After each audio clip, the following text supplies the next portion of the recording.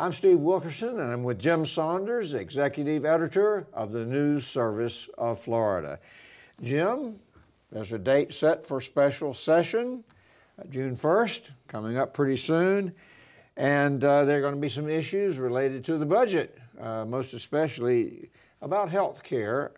What's going to happen with Medicaid expansion? That's one of the big bones of contention between the House and the Senate. Well, that will be the prime feature of this special session. What happens with that issue? The Senate has, that it is in the session, going to be in the special session. It's in the call of the session, which we're all kind of waiting to see what was going to happen with that. The Senate has stuck to its position that it wants to use federal Medicaid money to expand coverage for about 800,000 people who are currently uninsured. The House and Governor Scott remain adamantly opposed to that idea. So someone's going to have to budge, or they're going to have to find some sort of compromise during this special session. It's a $2.8 billion issue. All of it, this for the coming fiscal year, would be federal money. There wouldn't be any state money involved in that. But it is in the Senate's proposed budget, not in the House's proposed budget, so somehow they have to bridge that issue. As I said, the House and the governor have been adamantly opposed to it, but I think they've been sort of surprised that the Senate has hung tight on it.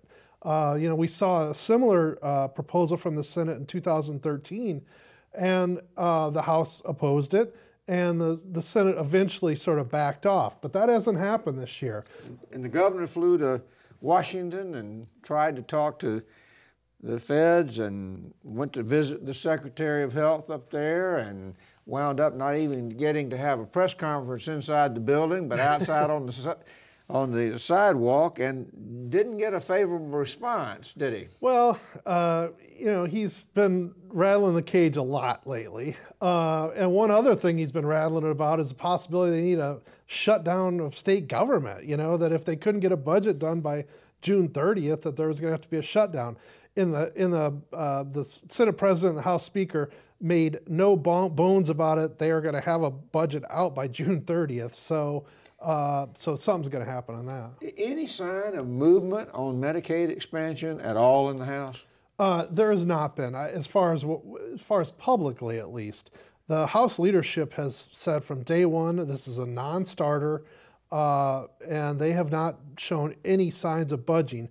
They did have a closed-door meeting among House Republicans towards the end of the regular session, but everybody, there's been a few voices out there who've sort of indicated maybe they'd be open to it, but from a leadership standpoint, there's been no signs of a giving on that issue. Well, let's talk about a related topic: LIP funding, low-income pool funding for hospitals that take care of a lot of indigent patients. That's a huge $2+ billion program, and something must be done about that by a certain point in time, and it's been related by the federal government to the Medicaid program. Where is that?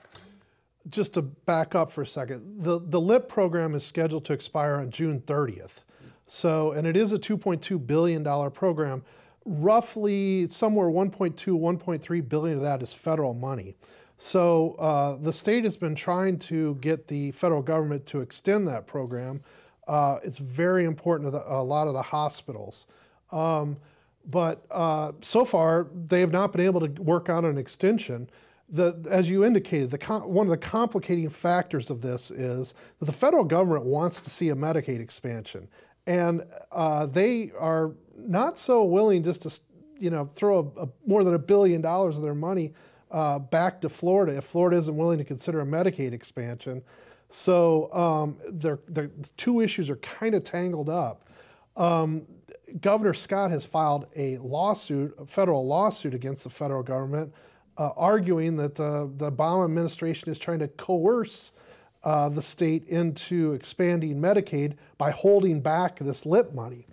I don't know whether that suit's going to be successful or not, but it's out there. But from a legislative budget standpoint, this is, as you indicate, $2.2 billion. The Senate has put it in its budget, just as maybe wishful thinking, but the House did not. So again, that's a big difference between those two budgets. If the feds don't provide any money, or in the program June 30th, the legislature is going to have some tough decisions about how do they fill that gap. Are they going to have to put state money in to try to provide some additional money to the hospitals? And the program is intended to help care for low-income people, uninsured people. So the chances are there's going to be pressure on the legislature to backfill if that money doesn't come from the feds. Well, let's talk about a couple of ideas about how to backfill if the feds don't come in with any money for LIP. Well, first of all, could the federal government come in with less money for LIP than would be anticipated? Well, that's been one of the things that some lobbyists have been talking about, is that it would be a reduction, a very sizable reduction, but a reduction. Obviously, the legislature doesn't want to see that happen, but it's probably better than nothing at all. And they would, again, could be looking at trying to put some state tax money in to fill that gap. One of the other sort of complicating factors of this, LIP is all complicated. But if the state puts up money, it can draw down some other Medicaid money from the federal government. So it wouldn't necessarily have to be all state money to fill that gap, but it would have to be an investment from the state to do that. You do that, you take away money that could go to other things you want to spend it on.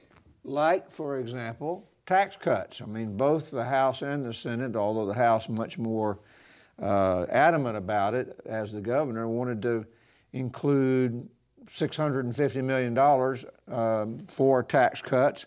The Senate has talked about it, but not like the House and the governor. But that amount of money is on the call, right, for the special session. It was included in the call. This is a very important issue politically to the governor. I mean, he campaigned on it, on cutting taxes, and then before first regular session, he rolled out a $670 million, give or take a little, tax cut package. The House even went a little bit higher than that. So it's important to them too. But the Senate has said, until we can get this healthcare funding issue resolved, we're not going to be putting out huge tax cut packages. So again, there's issues that are kind of tangled together in terms of this healthcare, tax cuts, but it is in the call, so it's going to be negotiated during this special session. My guess is that they're going to have a tax cut package, just may not be as large. There are some huge tax cuts proposed. The biggest is a communication services tax, which is, I think, in the neighborhood of $470 million, around there. The governor has pushed, that's been his priority, because it is what people pay on their cell phone bills and their cable TV bills. He's wanting a good retail tax cut for people. But that's a huge amount of money. But there are also a lot of smaller tax cuts that are in both his package as well as the House package. Sales tax holidays are the easiest example. I mean, we've had back-to-school sales tax holidays now for what, 15, 20 years.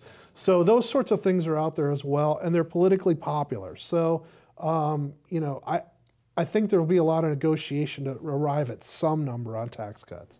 Well, in addition to some of those issues being in the call, there are some other health care issues in the call, other than the ones we've talked about. And they were bills, basically, that were moving in the House, not in the Senate, that were added to the call by the House. Or they had to be agreed to by the Senate. Talk about a couple of those. Well, this is one of the interesting things, maybe the most interesting or unusual, if you will, part of the call was there were these health care bills that really, while you can argue they are related to the budget, they're more policy issues than they are budget issues. One of which is an issue about changing the state employee health insurance program. The House has been talking about this for 2 or 3 years, and basically they want to gradually move to a system where state employees have to make choices about what health care coverage they have, as opposed to now where it's more one size fits all. And that issue has again, percolated in the House a couple times, but it's never, made it anywhere in the Senate. And so that's all of a sudden in the call. Now that you can argue that's a budget issue because the state spends a lot of money on state health insurance, employee health insurance, but yet it kind of came out of the blue a little bit.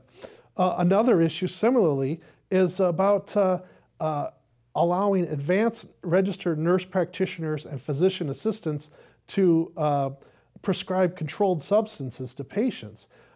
This again has been out there for years and years and years, and groups like the Florida Medical Association have fought it tooth and nail. So again, this is something the House is wanting to do, has wanted to do for a couple of years. They added it to the call. Perhaps the most far-reaching of all of these issues is, or maybe not the most far-reaching, maybe the most controversial of all these issues, is that the House suggesting to possibly do away with what's called the Certificate of Need process for hospitals, which is a regulatory process that hospitals have to go through to build new hospitals or to add, wings and those sorts of things. Really controversial, and that was added to the call. Again, I'm presuming that's a House issue.